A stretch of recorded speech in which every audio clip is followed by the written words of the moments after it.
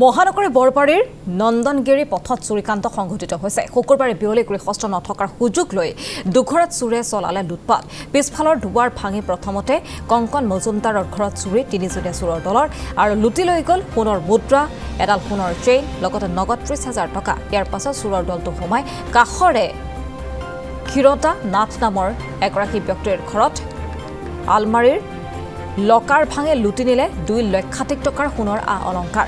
আৰু চুৰিকাণ্ডৰ পাছতে দিছপুৰ আৰক্ষী উপস্থিত হৈ ইতিমধ্যে আৰম্ভ কৰিছে তদন্ত প্ৰক্ৰিয়া।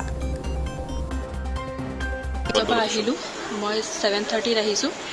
আহি কিনে এনেকৈ সোমালোঁ। মোৰ পাপা থাকে দোকানত, মোৰ হাজবেণ্ড গৈছে যোৰহাট আজি। আৰু তাৰপিছত মোৰ শাহুমা 4:30 মানত আপোনাৰ হেৰিত ওলাই গৈছে, মোৰ মানে চিষ্টাৰ ইন লৰ ঘৰত, ননদৰ ঘৰত গৈছে। গৈ মানে বেবীটো আমাৰ তাত থাকে, তো তাতে থ'বলৈ গৈছে। তো ঘৰটো নলাম আৰু তো মই এনেকৈ এজ ইউজুৱেল সোমাই কিনে তাৰপিছত চাবিটো খুলি কিনে যে মই আপোনাৰ দেখোঁ যে দৰ্জাখন খোলা আছে পাকঘৰৰ পিনৰ পৰা। মই ভাবিলোঁ মোৰ পাপা পাহৰি যায়, শহুৰ দেউতা। তো মই ভাবিলোঁ তেখেতে চাগে পাহৰি গ'ল। মই এনেকৈ অকণমান চাওঁ যে মোৰ লকাৰটো খোলা। তো মই ভাবিলোঁ এবাৰ এনে ভয়টো লাগিবই ন, অকলে আছোঁ। তো মই সেইকাৰণে ফোন কৰিলোঁ। কংকনে কৈছে না মই লকাৰ খুলিছোঁ, না কি কৰিছোঁ একো কৰা নাই।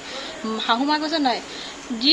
তাৰপিছত সন্মুখৰ ঘৰৰ পৰা যেতিয়া আহিলোঁ, শাহুমাহঁতৰ যেতিয়া মানে ৰুম চুম খুলিলোঁ, গোটেই এটা গডৰেজ এৰা নাই, একো এৰা নাই।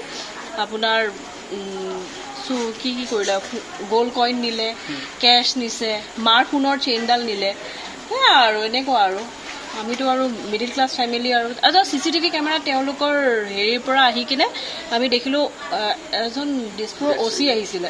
তেখেত আহি কিনে ভিজিট যেতিয়া কৰিলে, তেখেতে দেখিলে যে পিছপিনে ভৰিৰ চাপ আছে, মানে চাপ আছে। তাৰপিছত সেই ভৰিৰ চাপেৰে পিছপিনেৰে সোমাইছে। অকণমান যিহেতু তলৰ পিনে অকণমান হৈ গৈছে ন, ৱালেৰে পাৰ হৈছে তেওঁলোকে, বাকী একো হেৰি হোৱা নাই। ৱালেৰে পাৰ হৈছে, পাৰ হৈ কিনে ধুনীয়াকৈ দৰ্জা চৰ্জা ভাঙিছে। পিছপিনৰ ঘৰৰ ছোৱালীকেইজনীয়ে মানে কি হ'ল, সিহঁতি দেখিছে আমাৰ ঘৰটো এনেকৈ মানে অকণমান পিপ কৰি আছে, মানে এনেকৈ জুমি চাই আছে।